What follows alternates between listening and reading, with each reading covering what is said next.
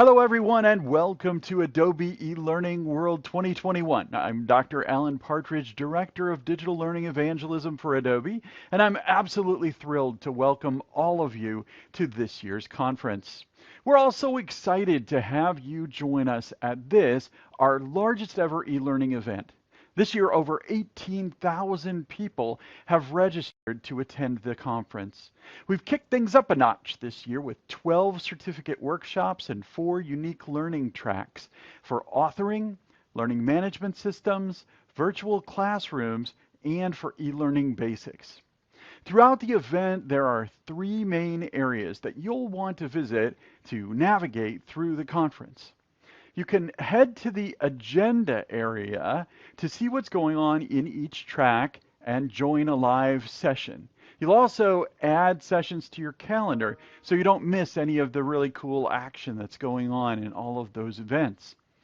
If you're in between sessions and you need a quick breather, head to the lounge to check out the gaming zone and experience games created with Captivate.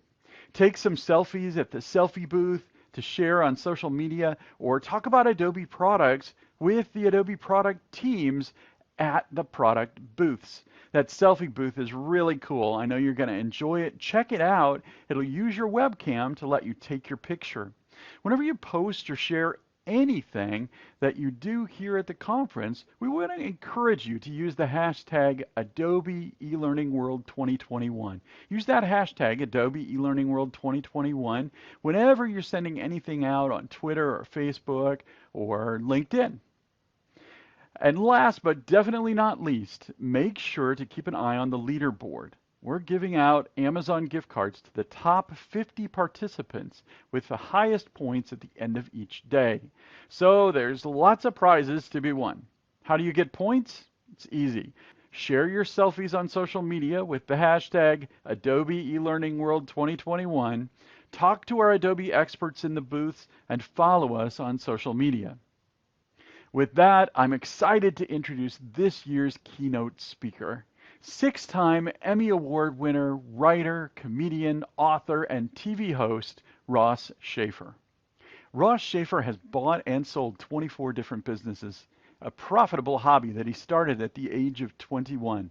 By 30, he ventured into a different kind of business, show business, collecting 6 Emmy Awards as a comedian, writer, and TV host of such shows as Match Game on ABC, The Late Show on Fox, and Almost Live on NBC.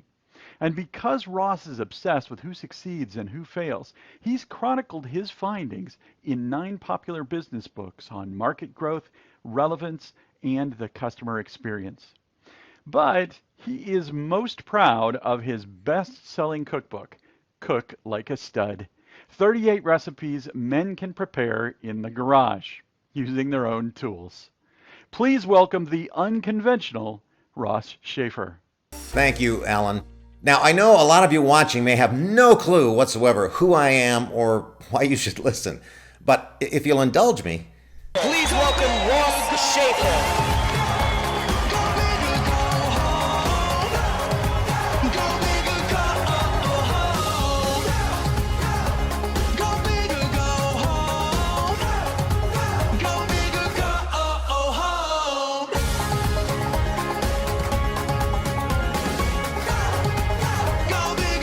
Hi, thank you for letting me be a part of this program. This topic of online training is something that's just really near and dear to me.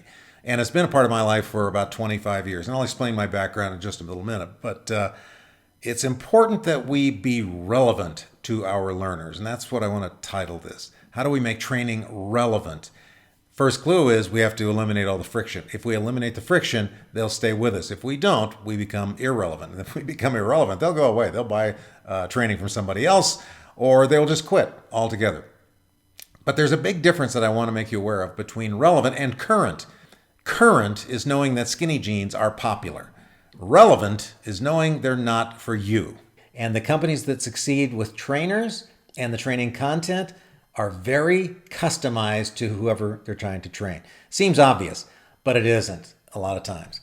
The other common denominator is that these organizations also are creative.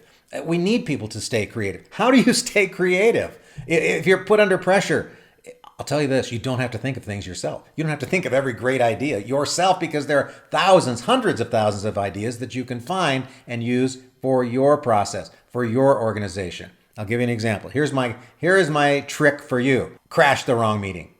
There are thousands upon thousands of meetings that are happening. And now that the world is opening up, you can go to a hotel and you can look at the board and see who's having a meeting and what the topic or subject matter is. I do this all the time. Why? Because I learn what I can transpose from one vertical to another. I'm going to give you a good example. I'm starting to go back to Las Vegas, where there are thousands of meeting rooms with meetings going on. And all you do is look at the board outside of a meeting room that's very popular and walk in. No one will stop you. There is no meeting police out there to stop you. If anybody stops you for your badge, you say, I don't have a badge. And they will say, a lot of people forgot their badges, our fault. There's a spot over there. Sit down, enjoy yourself. Here's your advantage. Now you're going to hear tactics and ideas you cannot hear if you're only going to your vertical. Good example of this. So I go to this meeting at the Paris Hotel, which you see there, and there's a meeting called How Human Nature is Changing Because of Technology. Now, I'd love to know that. So I walk in. What can I learn in this little meeting? And by the way, you don't have to stay the whole time. I only stay about 10 minutes. You can get enough in 10 minutes. I hear at this Human Nature Convention that technology is speeding up our attention span. It's also speeding up how fast we do business and to whom. Here's an example they told us. At 4 p.m., 80% of the people have still not decided what they want to have for dinner, which is why companies like HelloFresh and packaged meals became popular. So I leave the meeting and I call one of my clients, which is McCormick and Schmick Seafood Restaurants, and I tell Doug Schmick that this is happening at 4 p.m. He goes, okay, how do we compete? What do we do? I said, okay, we already know that there are packaged meal places out there and we can have meals delivered. But for restaurants, why don't we start running a little test ad in Portland, Oregon, your test market, that says, if you haven't decided what you want for dinner tonight, why don't you think about McCormick and Schmick's? We have 30 varieties of fresh seafood. We'll do the dishes for you. You go home to a clean home. No cooking for you. They try it. And you know what happened in 6 weeks? They spiked their revenue just under $5 million with an idea I got in Las Vegas. This is what I'm talking. You can do this all day long. Let me give you another example. So I'm the keynote speaker in Toronto, Ontario, for CVS Pharmacy, celebrating their 50th anniversary. And before I get up, the senior customer service officer stands up to announce that they've got a new revolutionary idea. And the revolutionary idea he presents is, look, I know a lot of you are very concerned about how we're dealing with the customer. And right now, because of their feedback, we're no longer going to be putting the back pain medications on the low shelves. What? What? For 50 years, they've been doing this. They've just been putting the back pain medications on low shelves. Why? You know why. You know why. We create procedures that are good for us, good for our organization, but we don't always think about what the customer has to go through to buy from us. Now, this doesn't just apply to a retail location. It applies to a manufacturing location, a wholesale operation, an online store. What hoops are we making people jump through? Don't make this mistake. I've got one that I just list my favorite one. Larimar Apartment Homes manages 50,000 apartment homes. And it was started by a man who was a framer who was out of work, and he bought a dilapidated warehouse. He refurbished it and sold it. And he's done that over and over and over again. And now they've got 50,000 units, but they have problems like everybody else. So I'm attending this meeting in Huntington Beach, California. 900 people who run these places are in the audience. And he asked the question, well, we need to get our pet deposits back. We have lost $3 million in pet deposits. Okay. Does anybody have an idea? A hand goes up in the back. And the hand goes up, and he's from San Antonio, Texas. Yes, I'm from San Antonio, and we always get our pet deposits.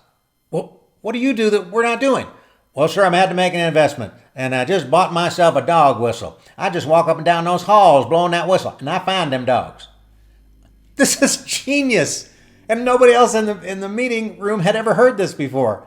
So the owner of the company sends his people out to gather as many dog whistles as they can. I'm sure that everybody went home with a dog whistle from that meeting. And the idea was start blowing those whistles. All right, so I kind of forget about this for, almost a year. And then finally, I wonder whatever happened to that dog whistle campaign. I call up my contact at Larimar, and he goes, "Oh yeah, it was a tremendous success. Oh yeah, we had people knocking on doors, asking people, 'Do you have a dog in there?' And they say, why would you ask that? Oh, what a cute puppy. Isn't that a cute puppy?" And they got almost $3 million in pet deposits back from dog whistles. That's how simple and effective these ideas can be for you. What is your dog whistle issue? What could you do for $3? And what does it cost there? Was it $3.74? Except unless you want a used one. You see that if you get real close. There's a used one's $4.99, and it's got an offer. I don't know. I don't know who's buying used dog whistles, but I may not want to run into them. But the point is, look, there are lots of fresh ideas. Stay creative. Borrow them from some other organization, an industry that you wouldn't normally pay attention to. It's free, and you can do it anytime you want. All right, let's talk about engaging learners. Biggest rule about engaging learners is to realize that your learners are the same people who watch 1,000 television channels. And they're judging your performance from what they've seen on their favorite TV channel, their cable channel, or whatever they're subscribing to. They don't know there's a difference. You're coming to them through a screen. They would like that kind of interaction, that kind of multimedia experience. So it's up to you to be more interesting. First tip. Tip number 1, speak faster. Speaking faster is a sign of energy. Now you and I talk at 120 words a minute in conversation, but we can understand much faster. Broadcasters on your local news are trained to talk at 180 or 200 words a minute, and you absorb all that just fine. So speak a little quicker. Be a little more energetic. It counts when you're going through that tiny little lens on your camera. You're in competition. Bring your game. We also have a lot of other tools. We have tools like videos that you could play. What kind of videos? Videos that are relevant to the topic, that are fun. Because we shouldn't just tack on a video and then try to find some reason. Every video should have a reason to live within your program. How long should it be? A minute. You can find lots of them on YouTube, thousands of them, and find those and then make a point after you show the video. There are some other things. You include some funny pictures. Bring funny words to the table. I have an example what angers young people. I think that if you're introducing a topic or a premise or a section, why not give it a provocative title? Because what that does is build anticipation for what you're going to say next. It's kind of like the tease that they do on television. We're teasing so that you come back from the commercial. Be provocative and keep it to 6 words. 6 words, very easy to see, very easy to understand and communicate. And then polls, as you know, are excellent. Responding and being interactive to people who are typing a question for you and really being specific to say, okay, Bobby, you just asked a question. Let me just get right to your question and ask if anybody else has something they'd like to contribute. If you're getting people interactively a part of the program and you're training more than one person, it creates a teamwork setting. We love that. And it doesn't have to be complicated, as you can see from my other example there, that you can ask your learners, all right, write down on a piece of paper your answer. And if you want to create teams and keep score, that's fun too. But it's engaging them. It's not me just talking at you. I'm talking with you. You are as much a part of this as I am a part of this. Let's talk about backgrounds.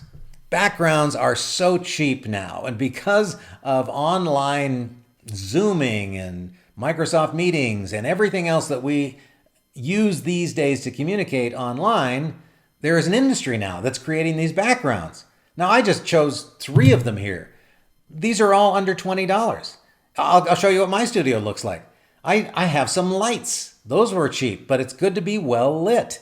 Those $79, I got 3 lights. I'm only using 2 of them. I have a microphone. A microphone is very important. You can't be understood and you can't do good training if they can't hear you.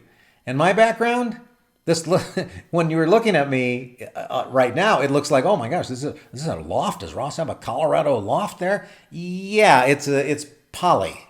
I tacked it up with thumbtacks on my wall, but it has dimension. And that becomes the second cast member on my team when you're watching me do this. It's important, and I'm sure that some of you were, while I was talking, were looking in the background. What is that? Is there a bed up there? Or where's the stair go? Yeah, it's all a photograph.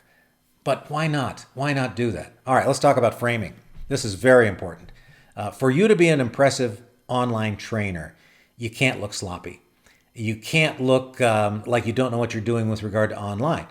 You can see this is the same woman. On the left, look at the camera angle. The camera angle is shooting her from here. If you're skinny, you will look like you have double or triple chins. Don't put the camera down here. She's got lights that are shining in the back that are blowing out the image, and her head is very little. On the right, she's changed it. She brought the camera a little bit higher. It's shooting down. Shooting down is a good and a more flattering angle for all of us. And then you can see the whites of her eyes. YouTube says seeing the whites of someone's eyes causes more authenticity and engagement because we can see, as they say, the window into your soul is through your eyes. So give them your eyes and smile. Please just be friendly. And you can tell in her picture here that it's a whole different person. It's somebody we want to watch. If you're interesting, we all want to watch you. Okay, let's learn a trick from the talk show trade. The talk show trade is that every camera that I've ever looked in had a red light on top. They're called the tally light. And it's so that you keep track of where you're being seen. You know, in a studio where they might have 3 cameras, you've seen broadcasters turn their head this way and they talk, and then they turn this way and talk, and then they turn this way and talk. It's because they're following the red light. The red light is the one that goes out to the public. So for my own practice, I put a red light on the top of my desktop computer so that I know where my eye line will be. We've all had experiences where we're talking to somebody online and they talk like this. They're talking down here and they talk straight at the middle of the screen. They're not even looking at us. They don't know they're not, but you do. And so maintaining that eye line is as important as maintaining eye contact when you're in person. So how do you get people to super engage? This is another talk show trick. It is showing extreme interest in other people. Ask them questions. Find out their name. Get up close and personal with these people. And I actually went to talk show host before I went to the network. There's a school. It's called Talk Show Host School. And here's what they teach you. Ask open-ended questions, which are the who, what, where, when, and how questions, so that engages people. They have to answer. If you ask a question any other way, they can say yes, no, maybe, I don't know. Kills the conversation killer. Okay. As a talk show host, we had to show almost an over-extreme amount of curiosity. So I'm going to show you what this looks like in action. I'm going to show you an interview that I did with the late billionaire publisher, Malcolm Forbes. My goal for the interview, and your goal as a trainer, is that we want these learners to come back. We want repeat customers. And the way you do that is you show that interest in them. I wanted Malcolm Forbes to come back on my show, but I also wanted him to tell his financial friends and his Hollywood friends, oh, do Ross's show. It's so much fun. He's a nice guy. You'll enjoy the questioning and on and on and on. All right. So I'll show you the interview, and then we'll talk about the outcome. Our first guest tonight is an avid motorcyclist. He loves to pilot hot air balloons. He has been spending a lot of time, spare time, with Elizabeth Taylor. And yes, we probably should mention he does work for a living, part-time. Please welcome the publisher of Forbes magazine, Mr. Malcolm Forbes.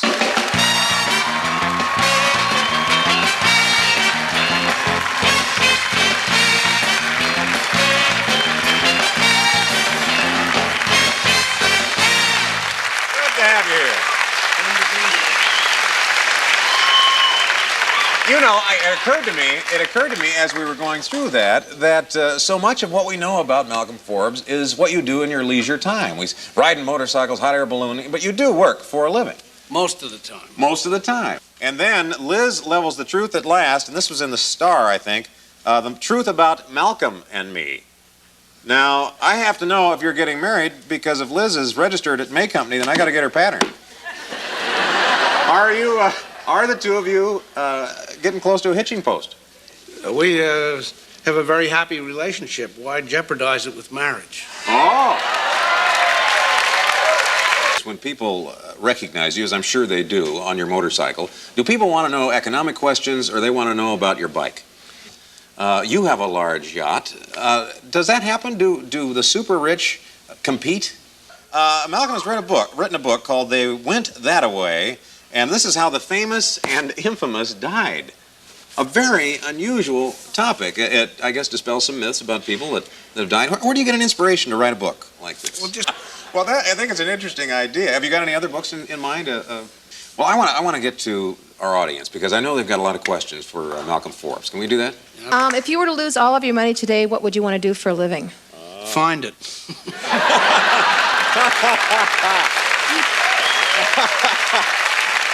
Here's what I said after the interview.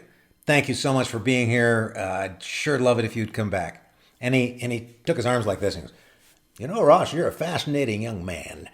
Would you like to go hot air ballooning with Elizabeth Taylor and I this weekend? Yeah, okay, I'd like to do that. I sure like. So on the next Saturday, I'm in Napa Valley in a hot air balloon with Elizabeth Taylor, Malcolm Forbes, and George Hamilton, thinking how to get in the Billionaire Boys Club. And by the way, when you're a billionaire, this is what your hot air balloon looks like. It's a giant Harley Davidson, and I'm in that little basket. Maybe you can see if you have a magnifying glass.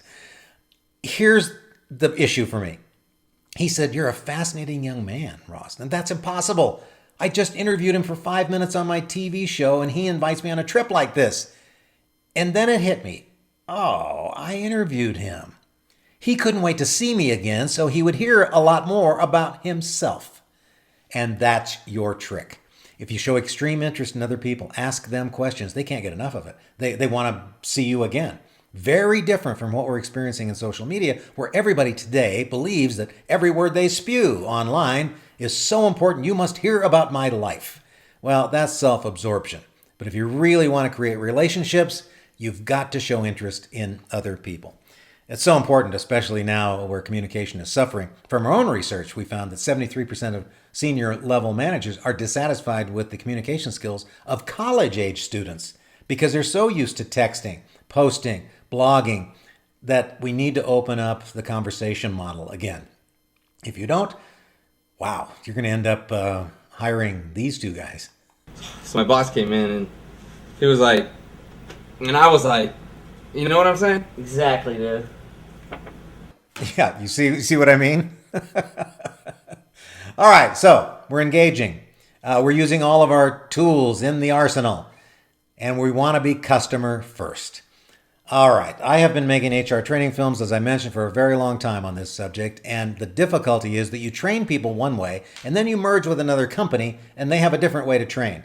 So for years, I've been trying to figure out how can we make this more simple? Can we reduce the language to something everybody understands? And I figured it out in a book that I called No More Customer Friction. Now, it's really simple. The only two words you need to know are wow and pow.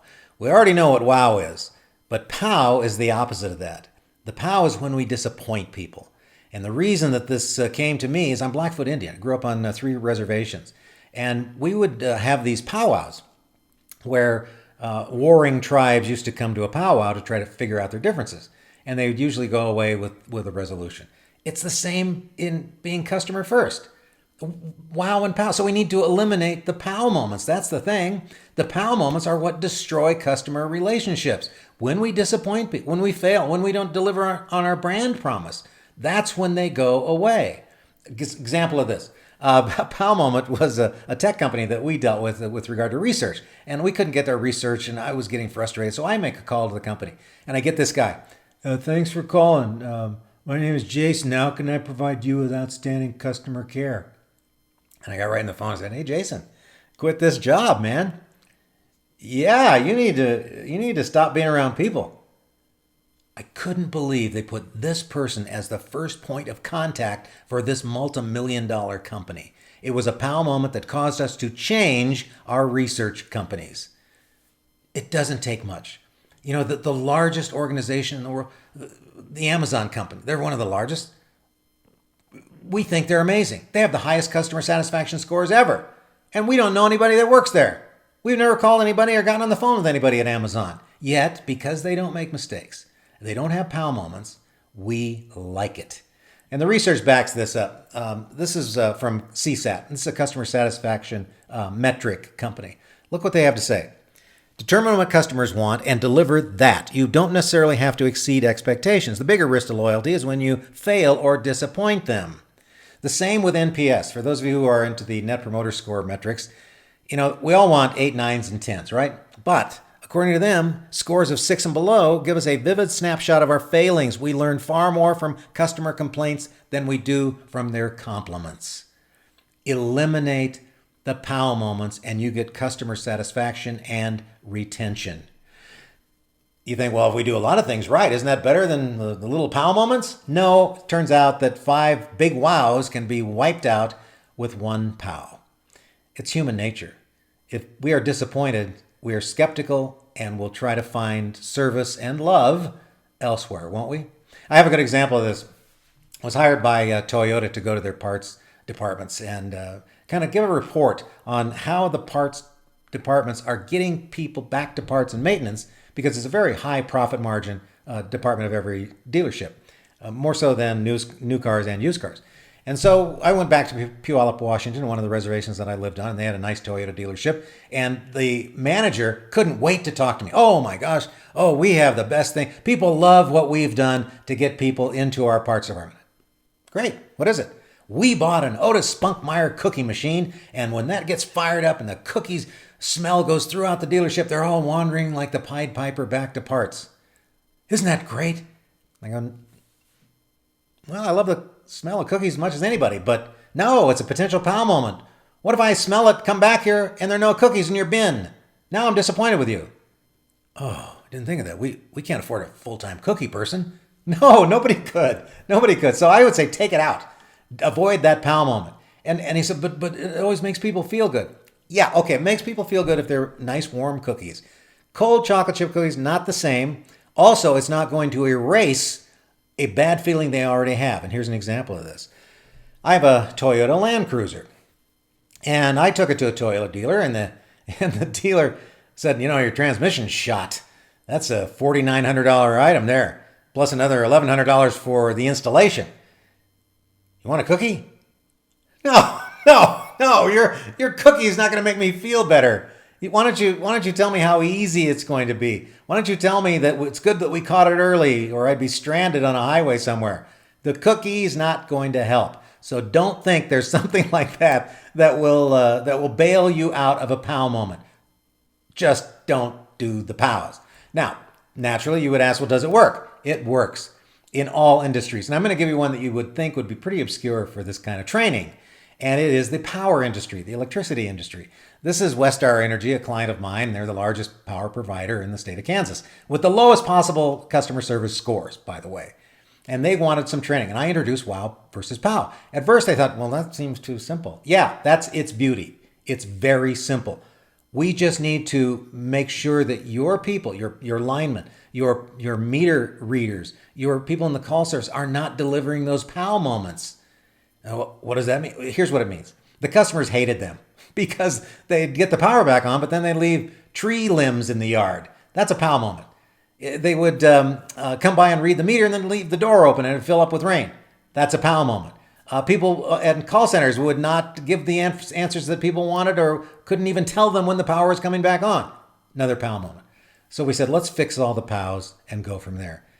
You know what happened? In 90 days from the worst scores in the nation, we boosted their J.D. Power scores 21 points simply by eliminating POWs.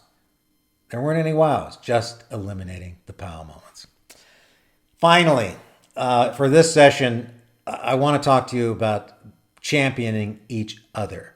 This is a team you work with, and you're going to take this training, some to your clients, some to each other internally. Please champion each other. And to keep it interesting, think of it like a game. We know this when we're training young people, that we need to level them up in the training. We have to constantly encourage them as they level up, like they did with video games. They got so excited about going from one level of a video game to another that we can do the same thing now in our enterprise by providing constant encouragement at every stage. Here's what's in it for you. If you encourage people and they feel like they're really doing a job that contributes to the organization, they will exceed their own expectations.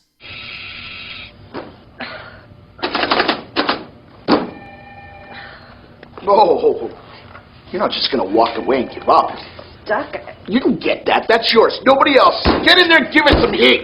Give it some heat. Get it some heat. Get in there and you get it. You go in there, baby, and you go get it hard. You get it. You get it. That's the one right there. You get it.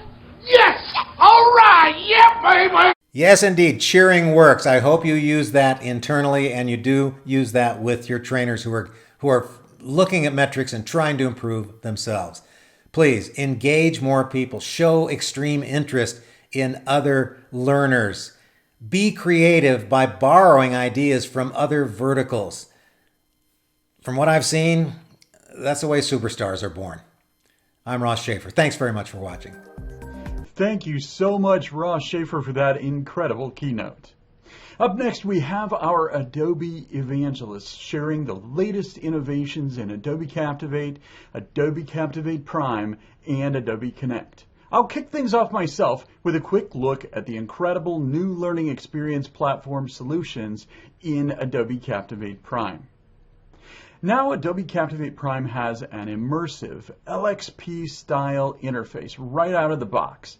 The experience includes marquee announcements that rotate through image and video highlights and a series of interactive components presented as these strips that allow you to easily present personalized overviews of each learner's active training, bubble up Adobe Sensei-powered recommendations based on their expressed interests, and even make automated recommendations based on the behavior of other people who have similar responsibilities. Getting started with the immersive LXP front-end can be as simple as toggling a few settings in the administration page. Or you can go really deep by leveraging Adobe Captivate Prime's extensibility APIs and creating a completely headless LMS experience that combines the power of Prime's automation and machine learning recommendations with your own custom designs. Now, thanks to fantastic new Adobe Captivate Prime components for Adobe Experience Manager, if your team is already using AEM sites to deploy your web front end, adding Prime components can be as easy as dragging and dropping them into AEM sites. The amazing new features in Adobe Captivate Prime just keep coming, with incredible social learning and user-generated content tools, as well as an enormous new catalog of more than 70,000 courses curated from dozens of top-tier course developers. Here's Adobe's LMS evangelist, Jamal Watkins, to tell you the details. Hi, I'm Jamal Watkins, Adobe Captivate Prime Learning Evangelist. I am here today to talk to you about where content meets the Captivate Prime learning experience. Effective immediately, you now have access to top-notch learning programs from an extensive content library of 70,000 courses ranging from soft skills and creative cloud training to business, sales, and leadership modules as well. Let's take a quick look.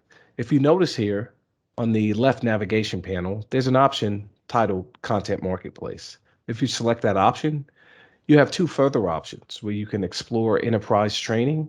You could also explore creative cloud training as well. Let's go ahead and explore enterprise training.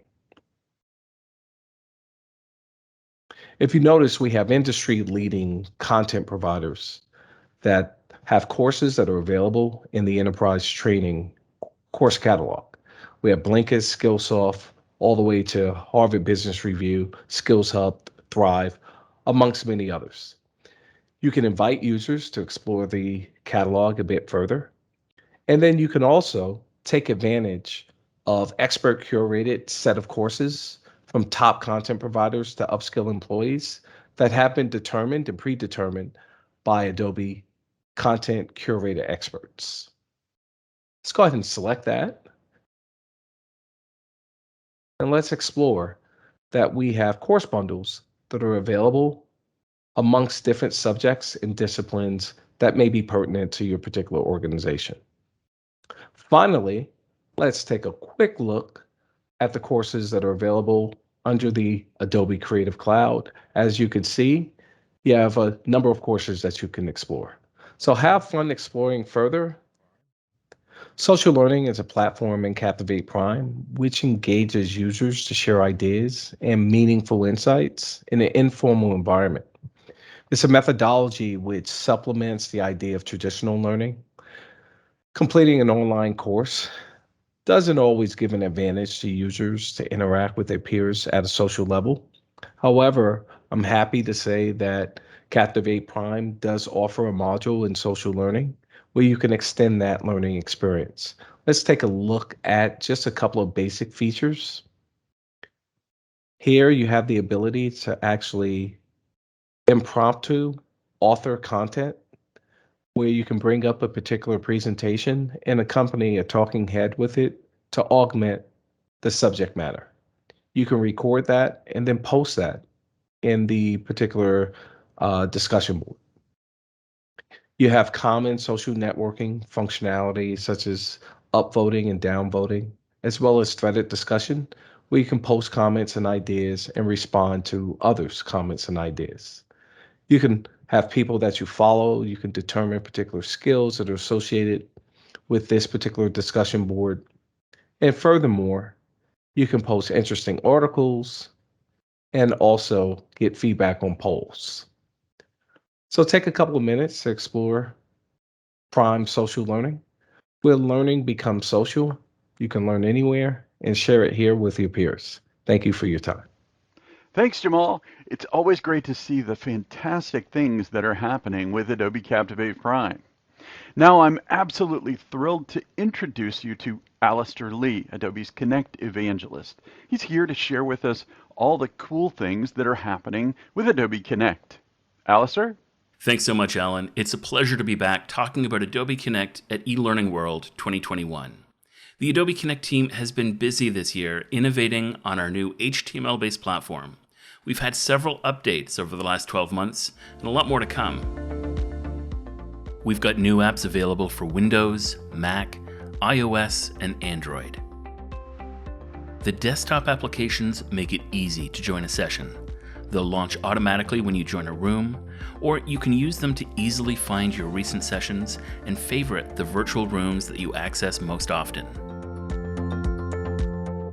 When you do join a room, you can take advantage of a new enhanced audio feature that uses a new modern audio codec for your virtual sessions. It sounds fantastic. Enhanced audio is also supported in our new mobile apps for iOS and Android.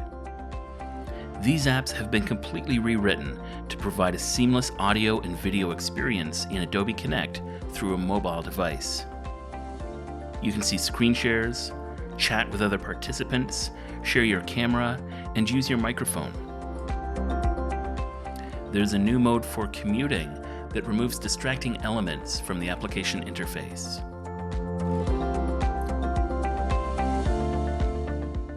Adobe's unique ability to enable hosts to create experiences hasn't changed. Hosts can still place pods on a stage to add functionality to their rooms and move from one layout to another. We've added support for even more media types, like animated GIFs, so that you can have looping elements with motion in addition to other content such as slides, videos, PDF documents, and audio. We've also made it easier to manage the layouts that you use by adding a new Manage Layouts option. This makes it incredibly easy to rename, delete, and reorder my layouts.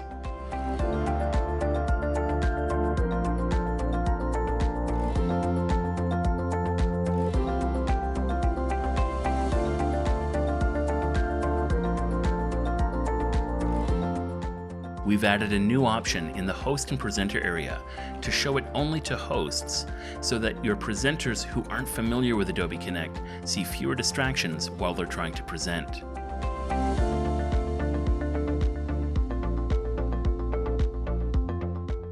As people have moved more of their events online, we've seen an increase in the usage of breakout rooms, so we've also made some improvements here.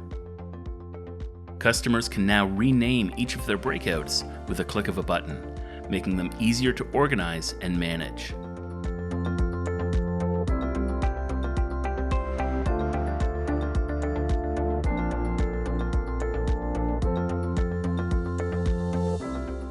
You can now also rotate participants through different breakout rooms. Adobe Connect rooms are persistent, so you can set up a different activity in each breakout room ahead of time, and then use this new rotate feature to ensure each learner participates in each activity.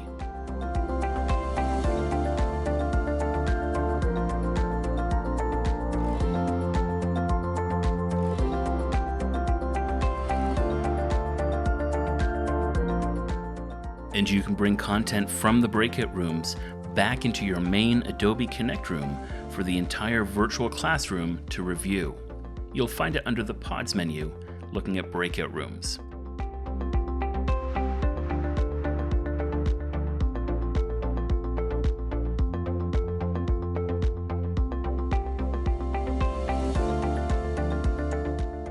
Moving to HTML has helped make Adobe Connect even more accessible.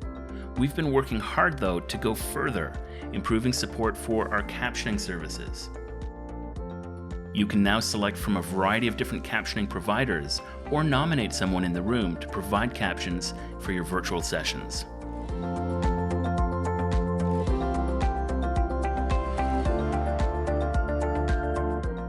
Caption sizes and colors can be set by participants, and their view has been optimized to ensure they take up as little space as possible.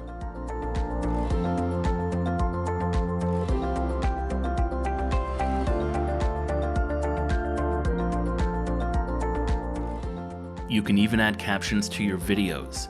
Participants with a hearing disability or who speak a different language can turn on captions for video playing inside of Adobe Connect.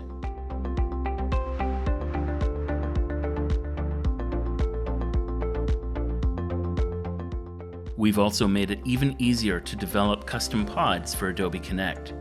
A new version of the Software Development Kit means that developers can create HTML-based pods that extend the functionality of Adobe Connect.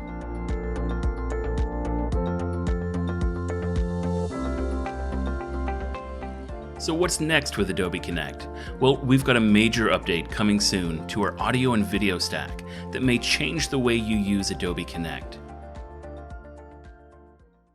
I can't say too much now, but stay tuned for announcements coming soon. That's what's new with Adobe Connect. Let's take a look at what the Captivate team has been working on. It's my pleasure to introduce the one and only Pooja Jaisingh. Thank you, Alistair. Hello, everybody. It gives me immense pleasure to introduce Project Charm, the ultimate e-learning software, hot and fresh from our labs. Project Charm introduces a new and refreshing way to create highly engaging e-learning content.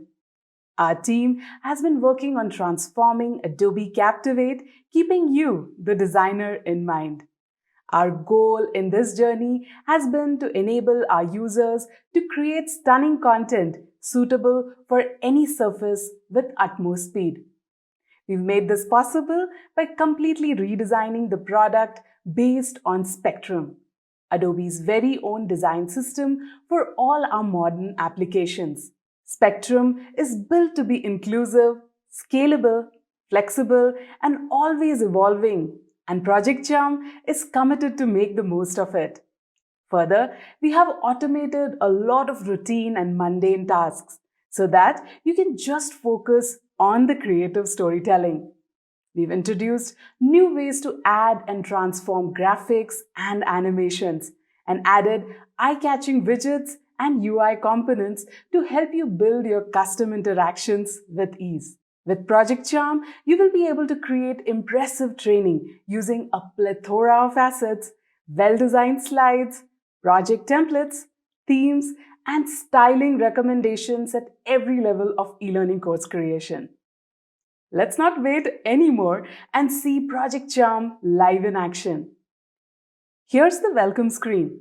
You can start creating different types of e-learning courses from here, or choose from a variety of project templates that matches the type of training you need to create.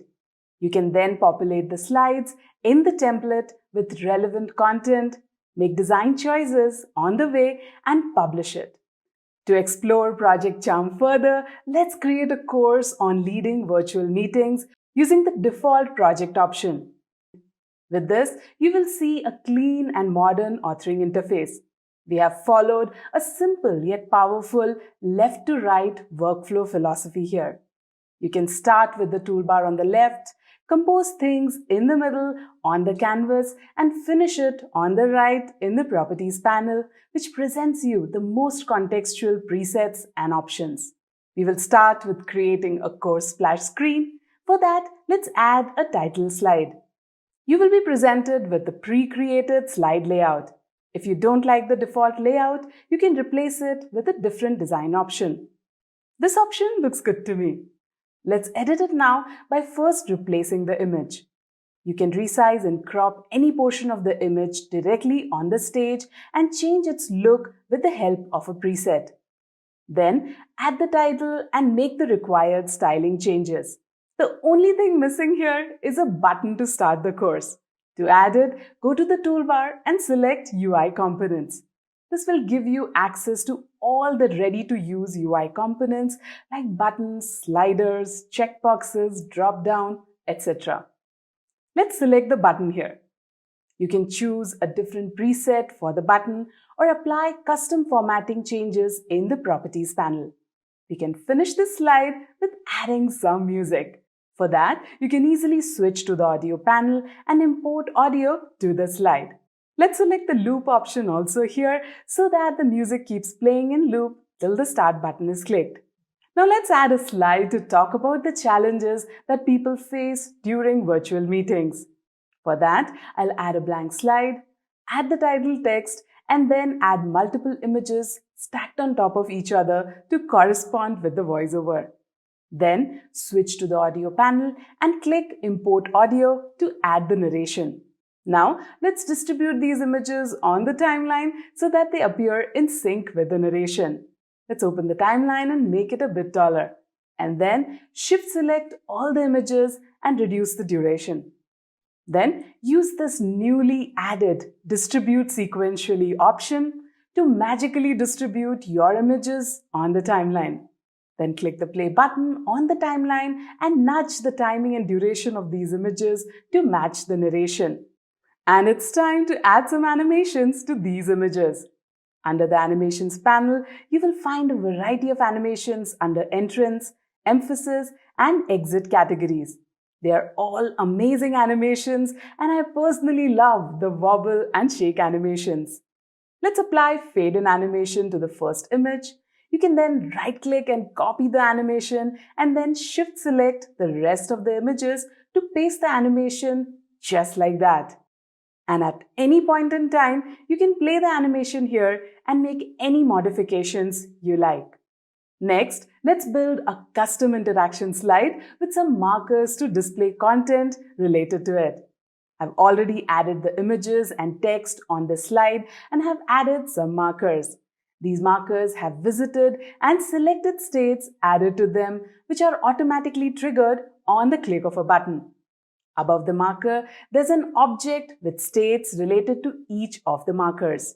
I've turned the opacity for default state to 0 so that nothing is visible when the slide loads, and content should show when the related marker is clicked.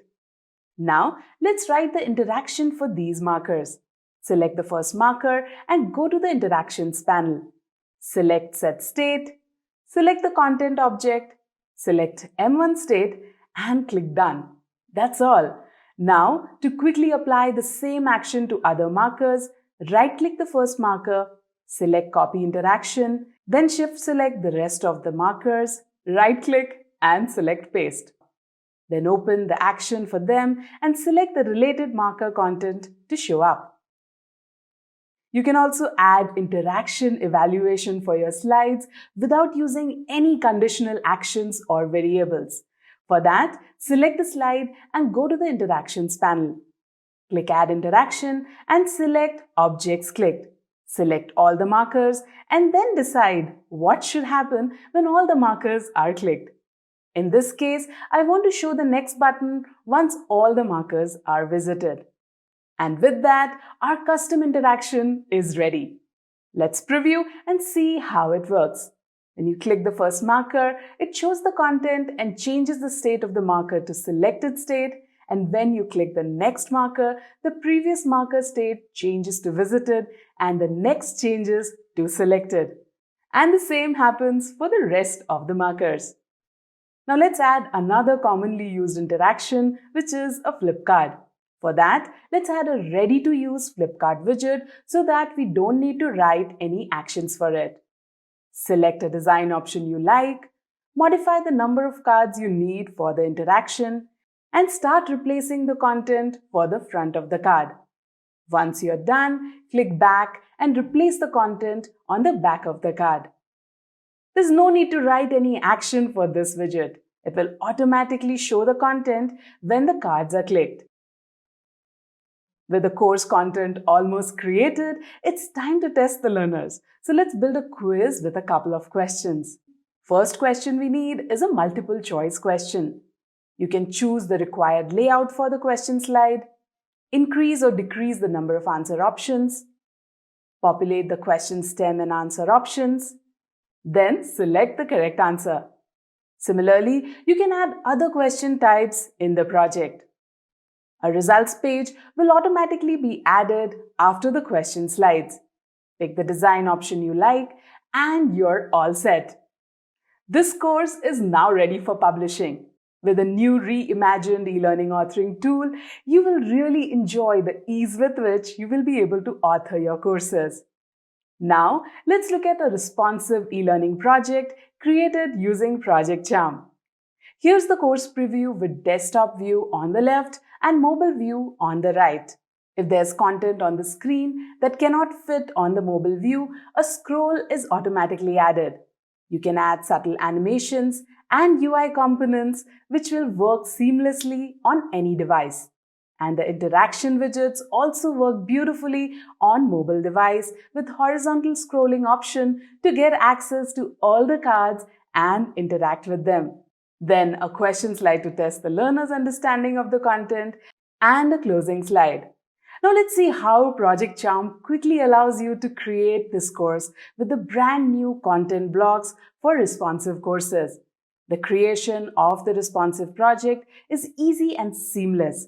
All you need to do is add content blocks, replace the text and graphics, and modify the properties to make it work for you. You can also switch to different views and even author in any view you like. And that's a quick glimpse into the easy and seamless way of creating responsive e-learning content in Project Charm. With Project Charm, learning creation will change forever. I hope you are as excited as we are. If you would like to know more, please keep an eye out for the public beta that is coming soon this year. We hope you enjoyed the keynote and the product updates. We have a lot more planned for you throughout the day. So stick around and we'll catch you later. Before you leave, don't forget to click the event survey on the navigation bar to let us know your thoughts on the event. Thank you, everybody. See you soon.